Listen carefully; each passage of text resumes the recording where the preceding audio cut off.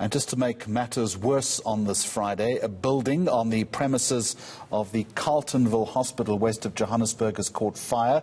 That building was used as a storage facility for personal protective equipment.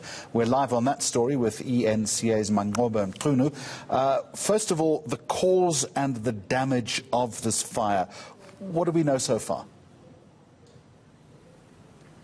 Well, Jeremy, what we know so far is that this fire broke out here on Thursday morning, but officials saying that they're still counting the cost of the damage that happened. I just want to move out of shot just to see you the storage facility. And what we know so far, Jeremy, is that this particular storage facility was being used to store the personal protective equipment for the hospital. But not only that, it was also being used to store some of the equipment by the Department of Infrastructure Development in Gauteng, which was earmarked for another hospital, the Anglo Gold Ashanti Mine Hospital, which is being revamped as a COVID facility. So in terms of what has been lost in this fire, we do understand that there were several items, including masks, gloves, as well as sanitizers that were inside this facility. There were also coveralls, as well as some of that equipment, which included ventilators, as well as linen that were earmarked for this particular hospital. But you can see right now, Jeremy, that police are still here combing the scene. They are not ruling out the possibility that there could have been foul play in this fire. But in terms of the investigation itself, we do expect the report of what really happened here to be given to the hospital on Monday. But I just want to bring in the CEO now, Sonwabo Lindani, just to speak to us about this particular fire. Baba Lindani, what do we know so far in terms of the investigation?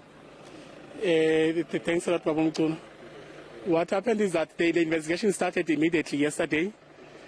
After the fire was dosed, the fire stop unit was here to do the investigations, as well as the dog unit. We also opened the cases, the hospital with the local SAPS. We have a case number. They are also investigating. From the fire unit, they promised to give us an initial report by this coming Monday. In terms of the cost, how much of stock has been lost here? In terms of the stock that we are stored here, because this is a storage area that we use for the hospital, for our own PPE, as well as in this case, so there were also equipments that we are stored here for the Anglo Ashanti Hospital that is about to open, which is around here in Carletonville.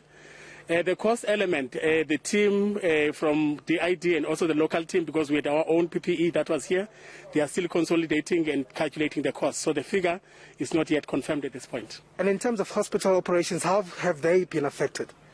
Mr. Mkunu, I must mention that I think we're advantaged that this building is out of the hospital setting. It's out, it's not within the where the wards are.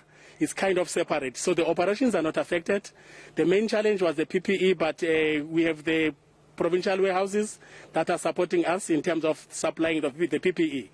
They were also made aware, and they were very nice and kind to us because they supplied us with enough supplies. So as a hospital, we are ready.